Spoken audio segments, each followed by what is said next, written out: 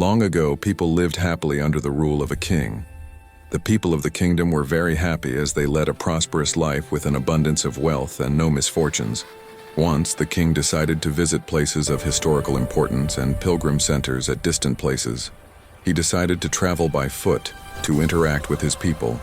People of distant places were very happy to have a conversation with their king. They were proud that their king had a kind heart. After several weeks of travel, the king returned to the palace. He was quite happy that he had visited many pilgrim centers and witnessed his people leading a prosperous life. However, he had one regret.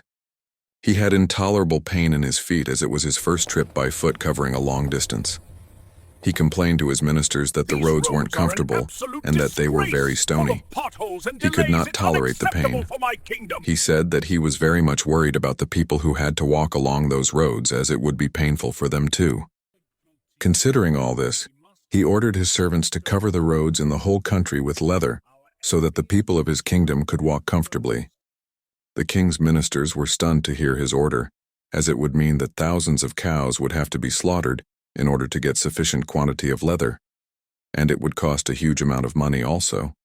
Finally, a wise man from the ministry came to the king and said that he had another idea. The king asked what the alternative was. The minister said, "Instead of covering the roads with leather, why don't you just have a piece of leather cut in appropriate shape to cover your feet?" The king was very much surprised by his suggestion and applauded the wisdom of the minister. He ordered a pair of leather shoes for himself and requested all his countrymen also to wear shoes. Moral of story: instead of trying to change the world, we should try to change ourselves.